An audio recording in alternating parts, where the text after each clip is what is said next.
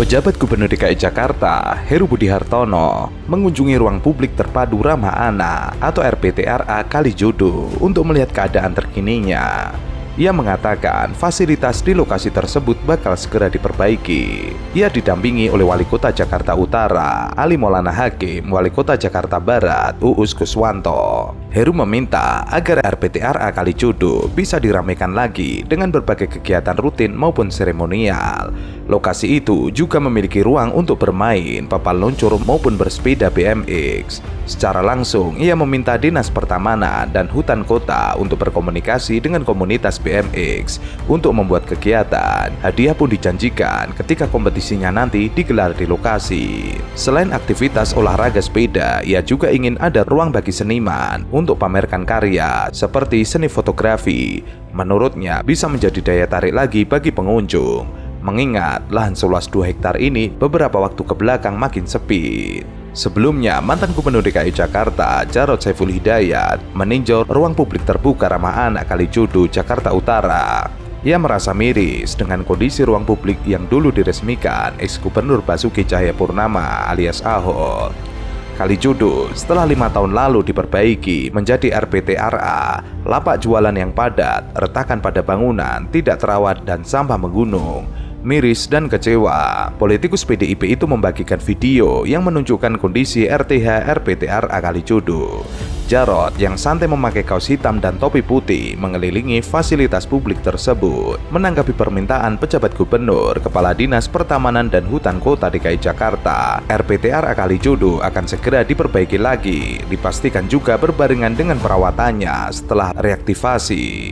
Untuk diketahui, politikus PDIP Jarod Saiful Hidayat kerap mengkritik Anies Baswedan. Padahal Anies Baswedan telah membuat gebrakan di Jakarta, bahkan melebihi pencapaian Jokowi, Ahok, dan Jarod. Untuk diketahui, para mucikari yang dulunya tiarap saat Anies Baswedan menjadi gubernur, kini detik-detik Anies akan turun. Para mucikari tersebut kembali membuka lapaknya di Kalijodo. Hal itu diungkapkan Ketua DPRD DKI Jakarta, Prasetyo Edy Marsudi, yang menyebut saat ini kawasan Kalijodo, Jakarta Utara sudah kembali lagi menjadi tempat prostitusi dan hiburan malam. Padahal pada masa kepemimpinan Gubernur DKI Jakarta Basuki Cahayapurnama alias Ahok, tempat itu telah diubah menjadi ikon anak muda, namun kemudian terbengkalai. Ikon baru salah satunya itu Kalijodo. Apa yang terjadi sekarang? Dilihat sana udah kembali lagi tempat begitu lagi. Menurut Prasetyo, setelah ditertibkan Ahok, Kalijodo sempat berubah menjadi ikon anak muda, di mana mereka bisa melakukan kegiatan positif. Namun, saat ini semua berubah kembali menjadi tempat prostitusi dan hiburan malam seperti sebelumnya. Udah kayak seperti dulu lagi, yang saya bilang kok kembali lagi. Padahal pada saat pemerintahan sebelumnya sulit sekali untuk membebaskan tempat itu. Sebagai informasi, pembongkaran kawasan Kalijodo dilakukan 6 tahun silam di bulan Februari, dan hal itu menjadi kisah yang tidak terlupakan bagi warga Jakarta. Karena saat itu Ahok mengerahkan semua unsur dari TNI, polisi, dan juga Satpol PP. Saya udah berusaha. Sekarang saya tanya sama ibu. Inilah, ibu nih keterlaluan. Saya dengan ibu baik-baik. Ibu kalau buang sampah di tanah ibu sendiri, bayar saya, mau nggak ibu? Ibu mau nggak? Kawasan yang identik dengan prostitusi dan hiburan malam itu berubah 180 derajat menjadi ruang terbuka ramah anak yang biasa dikunjungi keluarga di akhir pekan. Dulunya, sebelum berubah menjadi ruang publik terpadu ramah anak, para kerja seksual komersial tinggal dan mencari nafkah di tempat itu. Mereka melayani pria hidung belang di kamar yang rata-rata berukuran 2 kali 1 meter persegi. Sulit bagi mereka untuk melepaskan diri dari jeratan dunia hitam tersebut. Mereka seolah terkunci pada bangunan-bangunan yang berkedok kafe remang-remang di Kalijodo. Di pihak lain, para penguasa Kalijodo terus mengambil keuntungan dari bisnis remang-remang ini. Sebagian besar yang tinggal di kawasan tersebut segan terhadap para penguasa. Di tempat itulah, para penguasa seolah mengatur perekonomian Kalijodo. Namun, saat Anies berkuasa, para mafia tersebut tiarap. Kini, saat Anies akan purna tugas, para mafia tersebut kembali keluar. Salah satu yang kita serius janjikan pada saat kita mulai bertugas di Jakarta, ada janji nomor 14 tentang Kepulauan Seribu, mengatasi ketimpangan antara kawasan daratan dengan kawasan kepulauan. Nomor satu, untuk kita bisa hidup dengan layak, ada kebutuhan-kebutuhan dasar harus terpenuhi, mulai dari air, tempat tinggal, kebutuhan pangan, dan lain-lain. Gubernur DKI Jakarta, Anies Baswedan, berbicara soal ketimpangan.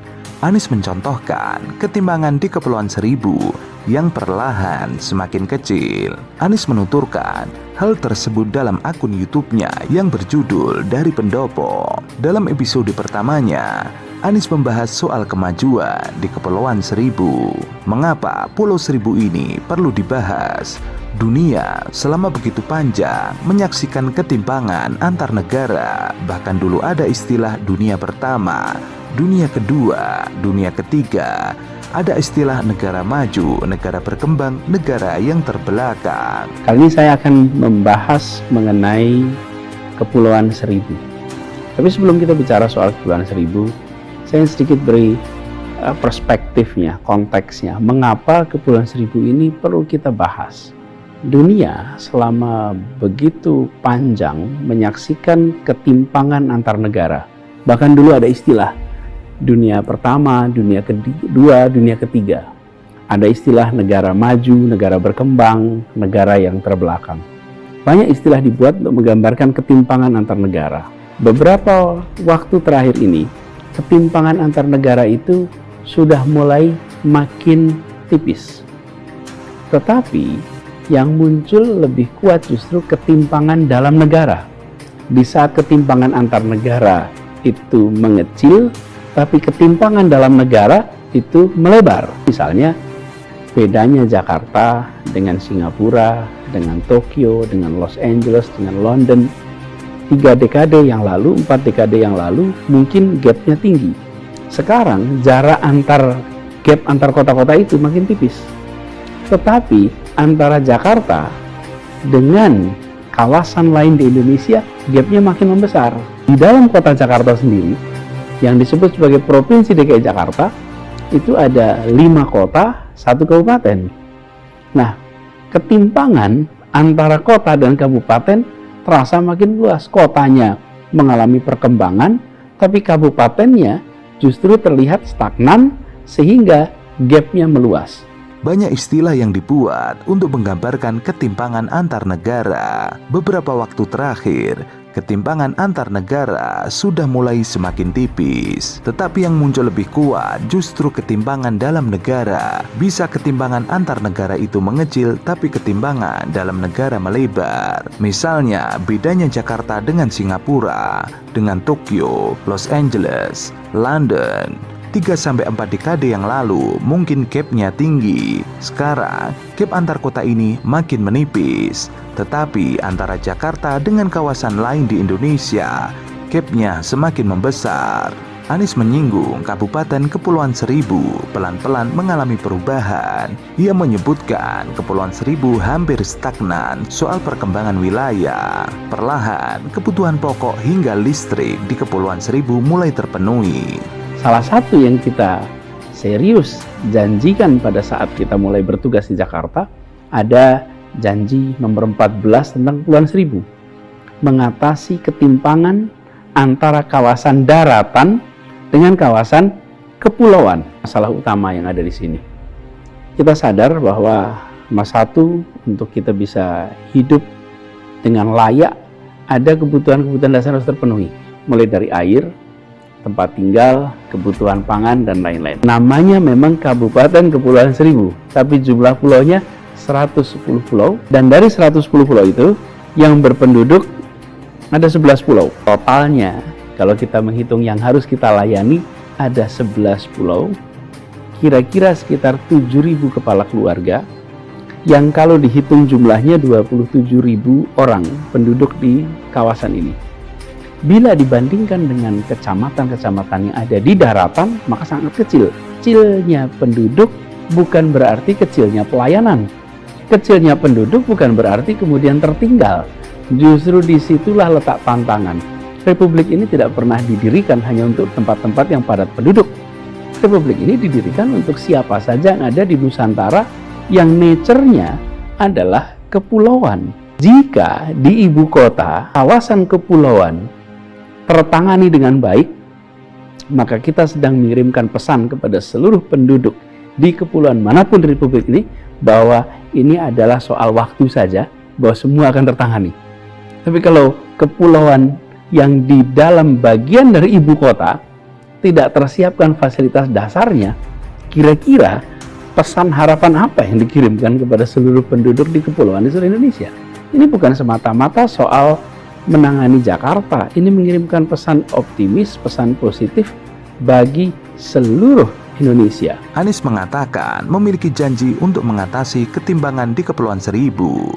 Ia menuturkan Kepulauan Seribu terdiri atas 110 pulau, namun hanya ada 11 pulau yang dihuni penduduk dengan total warga 27.000. Republik ini tidak pernah didirikan hanya untuk tempat-tempat yang padat penduduk.